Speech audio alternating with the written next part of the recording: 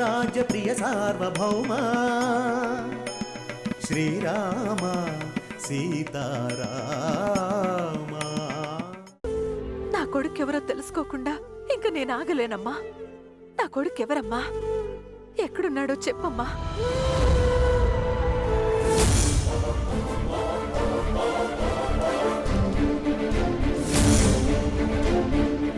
చెప్పాను. నా కొడుకెవరమ్మా? ఎవరు? చెప్పాను. చెప్పు.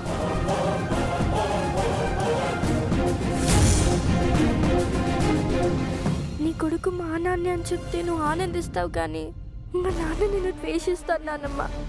అమ్మను అసహించుకునే మా నాన్న నిన్ను ద్వేషించడం నేను తట్టుకోలేవు నాన్నమ్మ. నిజం చెప్తే మా నాన్నకి నీకు మధ్య ఉన్న అనుబంధం తెగిపోతుంది నాన్నమ్మ. దాన్ని నేను భరించలేను. నేను నీకు చెప్పలేను నాన్నమ్మ. నన్ను క్షమించు.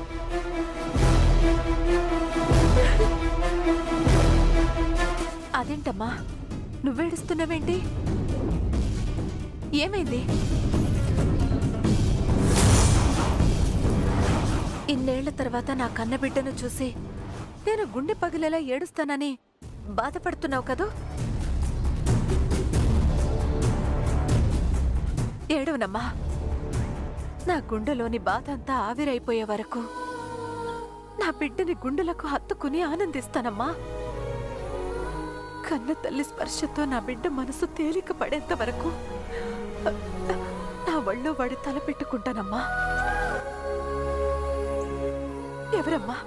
నా కొడుకెవరో చెప్పమ్మా. త్వరగా చెప్పమ్మా. చెప్పు తల్లి.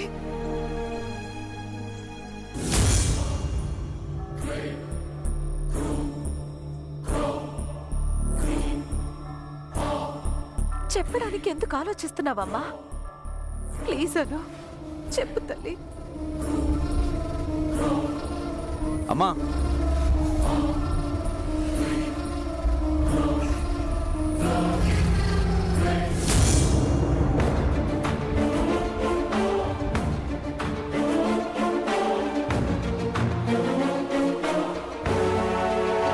ఏంటమ్మా ఇక్కడేం చేస్తున్నావు? ఆ కన్నీళ్ళేంటమ్మా? ఏమైంది? ఏం లేదు. చెప్పమ్మా, ఎందుకు బాధపడుతున్నావు? ఏం లేదు. సింధుకి ఇవాళ నిశ్చితార్థం కదా. నా కూతురు మరో ఇంటికి కోడలవుతుందన్న బాధ, ఆనందంతో. అను, కింద మీ అమ్మ నీ కోసం చూస్తుంది. నువ్వు వెళ్ళకపోతే మీ అమ్మ ఇక్కడికి వస్తుంది. వెళ్ళు.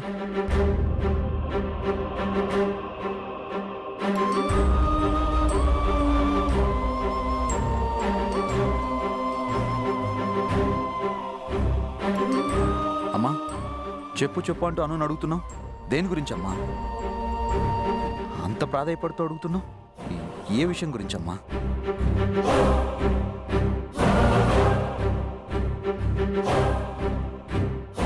అను అంత రిక్వెస్ట్ చేస్తున్నావేంటి?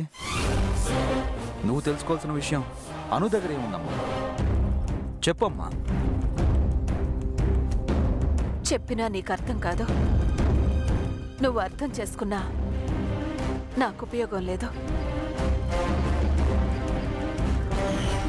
నాకు తెలుసమ్మా, నువ్వు తెలుసుకోవాలి అనుకుంటున్న విషయాన్ని అనుని చెప్పనివ్వను.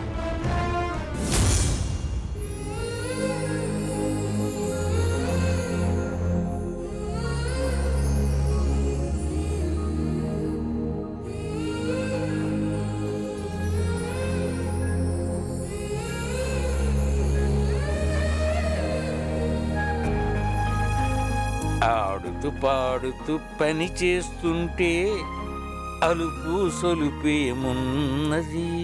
అందరం ఒకటై చేయి కలిపితే లాలా.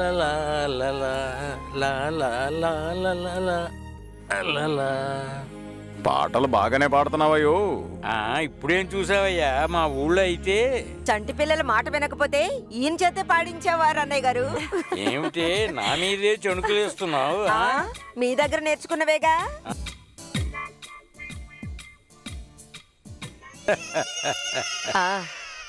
బాగానే గుచ్చుతున్నావు. ఎరా బామ్మ తెచ్చిన లొడ్లు సున్నుండ్లు తిన్నావా?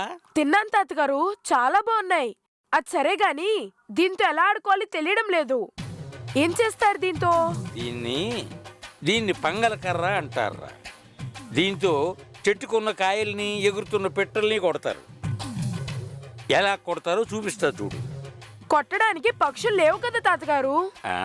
ఉంది కదరా ఒక్క పక్షి. మీ బామ్మరా.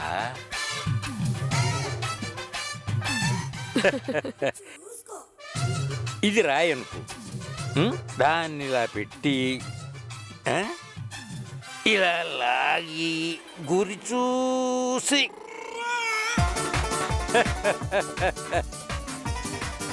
నేనేమి. ఏంటయ్యా ఇది? సిగ్గు లేకపోతే సరి. మీకింకా పిల్ల చేష్టలు పోలేదు. ముసలాళ్ళు పిల్లలతో సమానం అన్నారు కదే. ఎరా ఎలా కొట్టాలో అర్థమైందిగా? అర్థమైంది తాతయ్య. క్లాస్లో వెనక బెంచ్లో కూర్చుని ముందు కూర్చున్న నా ఫ్రెండ్స్ ని బాగా ఏడిపించొచ్చు. కాను రే, ఆడపిల్లలు మాత్రం కొట్టుకురాయి. పెళ్లి చేసుకోమని వెంట పడతారు. నన్నే నాన్నతో కొట్టిస్తావా? ఇప్పుడు చూడు, నాన్నతో నిన్ను కొట్టిస్తాను. మీరొక్కసారి కొట్టి చూపించండి నాన్నగారు. రేయ్, ఎవరిని కొట్టాలరా? అమ్మని కొట్టండి నాన్నగారు. ఏం పర్లేదు, కొట్టండి నాన్నగారు. పిచ్చా నీకు? మీ అమ్మను కొడితే ఊరుకుంటుందా? మీరు కొట్టకపోతే మీరమ్మకి భయపడతారని వీళ్ళంతా అనుకుంటారు. ఏం పర్లేదు, కొట్టండి.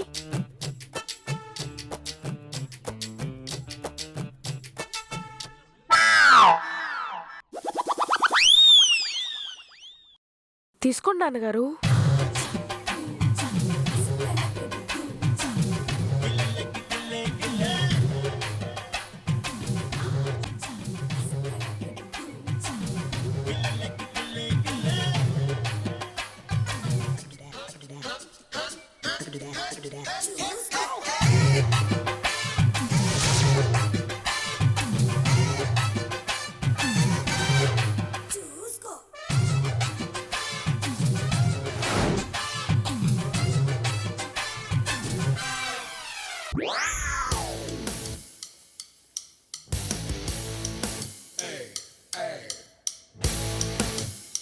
మా ఆయన నన్ను పువ్వుతో కొట్టినట్టే మీ ఆయన నిన్ను బంతిపువ్వుతో కొట్టాడమ్మాయి. నేను కాదమ్మా కొట్టింది, నాన్న కొట్టారు. కావాలంటే ఆ క్యాటిల్ బార్ నాన్న చేతిలోనే ఉంది, చూడు.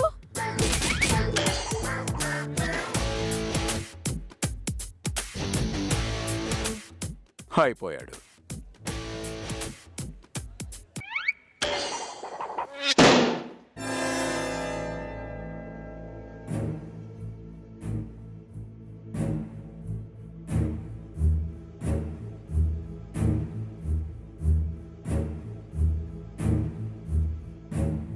మీరొకసారి లోపలికి పదండి. పదండి. నన్ను ఎలా బుక్ చేసేవేంట్రా? యాక్షన్కి రియాక్షన్ తప్పదుగా నాన్న. వెళ్ళకపోతే సిచ్యువేషన్ ఇంకా సీరియస్ అవుతుంది.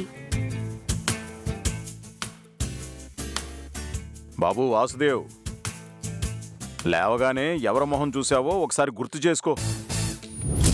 కోపంతో 4 దెబ్బలు కొట్టినా కోపం తగ్గాక మళ్ళీ నీ పెళ్ళామే నీకు కాపడం పెడుతుందిలే అబ్బాయి. అందరి ముందు దెబ్బలు తినడం కంటే గదిలోకి వెళ్ళి దెబ్బలు తినడమే మంచిది. మీరు లోపలికి వస్తారా? నన్ను ఇక్కడే మాట్లాడమంటారా? మీరిద్దరు నాకే పనిష్మెంట్ ఇస్తారా? ఇప్పుడు అనుభవించండి.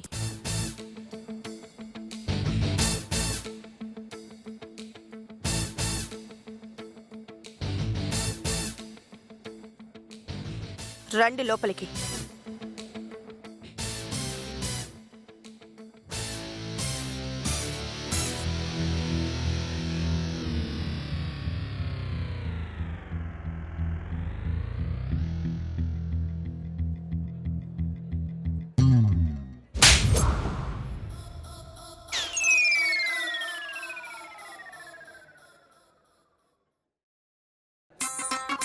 బుద్ధుందా మీకు? ఏమనుకుంటున్నారు నా గురించి? అందరిలో నన్ను ఇన్సల్ట్ చేయాలని చూస్తారా? మీరు చేసే పనులేంటి? పిచ్చి పిచ్చిగా ఉందా?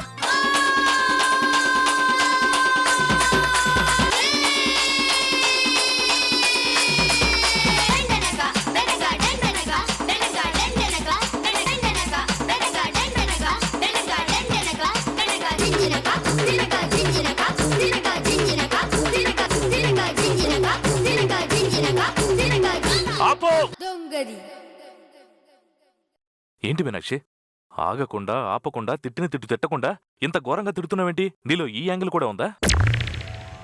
నీకు ఇన్ని తిట్లు వచ్చని నేను ఎప్పుడూ అనుకోలేదు. ఇన్ని తిట్లు ఎక్కడ నేర్చుకున్నావు మీనాక్షి? ఇంత దారుణమైన తిట్లు తిడతావని నేను జీవితంలో అనుకోలేదు. ఇలాంటి తిట్లు వినడం కన్నా 4 దెబ్బలు కొట్టినా బాగుండేది మీనాక్షి.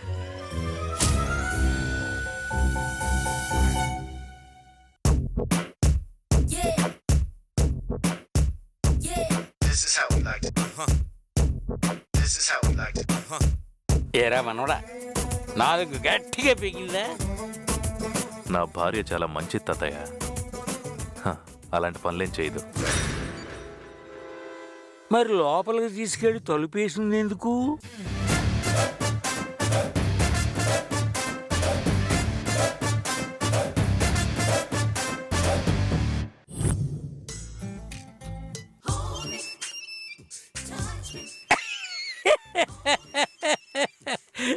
అయితే నీ భార్య మంచి రొమాంటిక్ అనమాట. ఇదిగో ఏం చెప్పాడండి?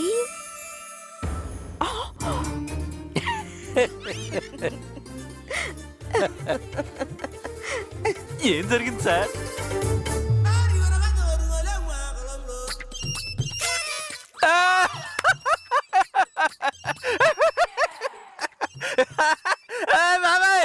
ఏం జరిగిందయ్యా? అది ఆ?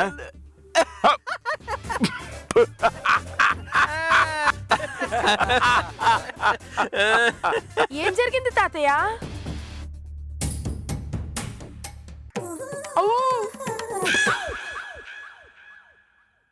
జై ఇలారా.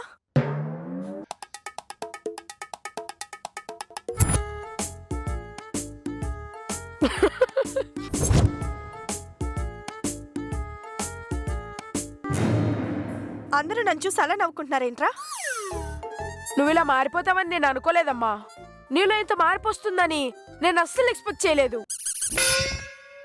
నువ్వు అలా చేయడం కరెక్ట్ కాదమ్మా. తప్పు చేసావమ్మా. రేయ్, అర్థం లేకుండా మాట్లాడుకో. నేను తప్పు చేయడం ఏంటి? అందరూ చెవుల్లో చెప్పుకుంటున్న మ్యాటర్ ఏంటి? బాబాయ్ నీకేం చెప్పారు? చెప్తావా, 4 తగిలించమంటావా? పువ్వు గట్టిగా తగిలిందని, తగిలిన చోట చర్మం కందిపోయిందని చెప్పావంట కదా. నాన్న చేత వెన్నపూస రాయించుకున్నావంటగా.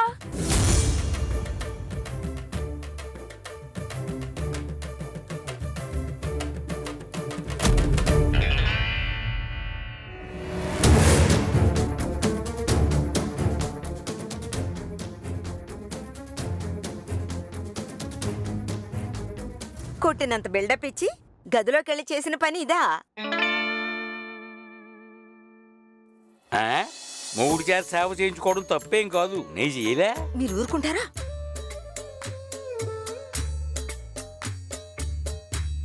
మీరు ఇలా క్రియేట్ చేశారా? మిమ్మల్ని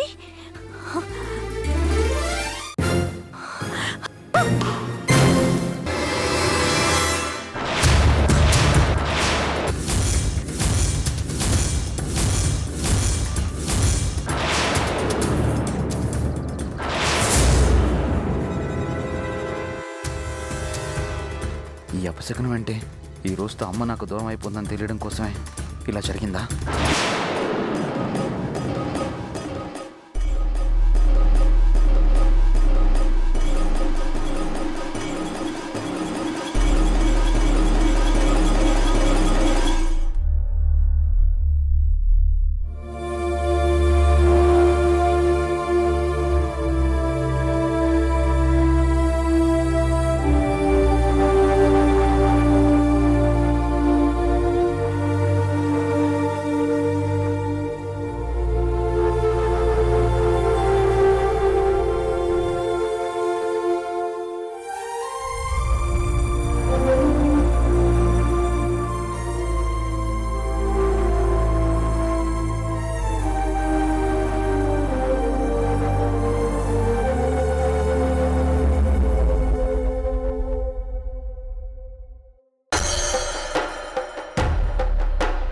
ఎవరు చేశారు ఈ పని?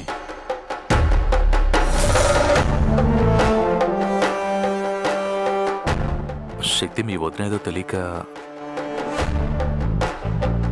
ప్రతి వాళ్ళకి కొన్ని సెంటిమెంట్స్ అనేటివి ఉంటాయి. మనం మరొకరింటికి వెళ్ళినప్పుడు కొంచెం జాగ్రత్తగా ఉండాలని, వాళ్ళ సెంటిమెంట్స్ బ్రేక్ అయితే ఫీల్ అవుతారని తెలీదా? శక్తి, వాళ్ళందరూ మనం పిలిస్తే వచ్చారా? వచ్చిన గెస్ట్లతో మాట్లాడే పద్ధతి ఇదేనా? పొరపాట్లు అనేవి ఎవరి వల్ల అయినా జరుగుతాయి. చిన్న విషయానికి ఎంత సీరియస్ అవ్వడం అవసరమా? ఇది మన ఇద్దరం కలిసి ఉన్న ఫోటో అమ్మా. ఇది ఫోటో మాత్రమే కాదు, నా తీపి జ్ఞాపకం.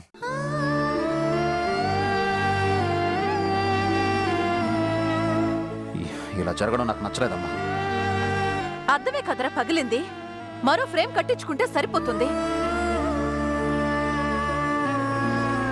శక్తి, నలుగురితో ఉన్నప్పుడు ఎలా ఉండాలో, ఎలా మాట్లాడాలో కొంచెం నేర్చుకోరా.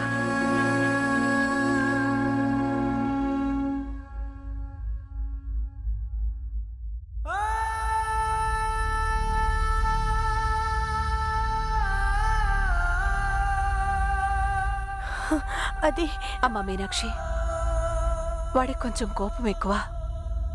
ముందు వెనక ఆలోచించకుండా మాట్లాడతాడు. ఏమనుకోవద్దు మీనాక్షి. మా వాడి మాటలు మిమ్మల్ని ఎవరినైనా బాధ పెట్టుంటే వాడి తరపున నేను క్షమాపణ చెప్తున్నాను. క్షమించండి. భలే రానివమ్మ.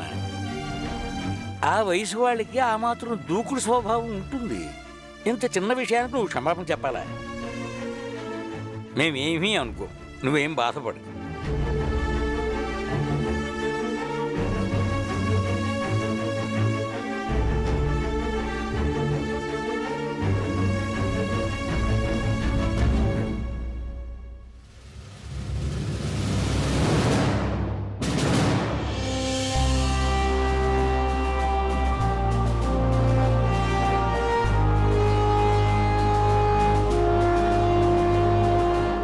ఇక్కడున్నావేంటమ్మా?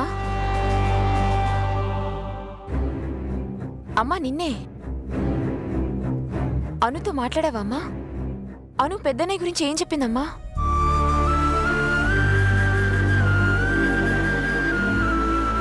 ఏమైందమ్మా? మీ పెద్దన్నయ్య గురించి అనుని అడిగాను. అను చెప్పేలోగా శక్తి మధ్యలో వచ్చి డిస్టర్బ్ చేశాడు. అను నాకు నిజం చెప్పకూడదనే శక్తి మధ్యలో వచ్చి డిస్టర్బ్ చేశాడని నాకు అనిపిస్తోంది. ఏంటమ్మా నువ్వనేది? వాళ్ళమ్మ పిలుస్తోందని చెప్పి అనుని పంపించేశాడు. నేను మీనాక్షిని అడిగితే తను అనుని పిలవలేదని చెప్పింది. అనుని నాతో మాట్లాడనివ్వకుండా పంపించేశాడంటే అను మనకి నిజం చెప్పబోతుందన్న విషయం వాడికి తెలిసిపోయే ఉంటుందని నాకు అనుమానంగా ఉంది. ఊరు నుంచి తాతయ్య బామ్మలు వచ్చినందుకు మనందరూ హ్యాపీగా ఉంటే వాడు మాత్రం ఏదో అనీజీగా, టెన్షన్గా ఉండడం నేను గమనించాను. ఆలోచిస్తుంటే వాడు కావాలనే అనుని నిజం చెప్పకుండా చేశాడని నాకనిపిస్తోంది. నాకొచ్చిన డౌట్ కరెక్టే అనిపిస్తోంది సింధు. అన్నయ్యకి అను మీద డౌట్ వచ్చినా రాకపోయినా అను మన ఇంట్లోనే ఉంది కాబట్టి మనమేం టెన్షన్ పడక్కర్లేదమ్మా. నేను వెళ్ళి అనుని తీసుకొస్తాను. ఇద్దరం కలిసి పెద్దన్నయ్య గురించి అడుగుదాం. నువ్విక్కడే ఉండు.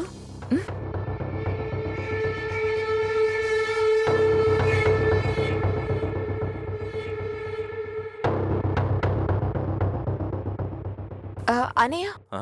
అను ఎక్కడుంది? లోపల ఎక్కడ ఉంటుందమ్మా? ఓకే. ఇలా వేస్ట్గా కూర్చునే బదులు చక్కగా ప్యాక్ చేసుకోవచ్చుగా. తాతయ్య, మరి అనుని ఎక్కడన్నా చూసారా? కనపడలేదమ్మా. అయినా మనకెక్కడ కనపడుతుంది? ఎక్కడో గాలిలో తిరుగుతూ ఉంటది. వెళ్ళి చూసిరా.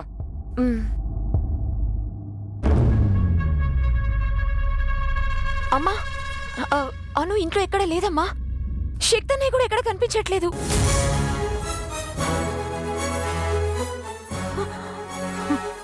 ఇద్దరూ లేరంటే శక్తి, నా ఫోన్ ఇది, నా ఫోన్.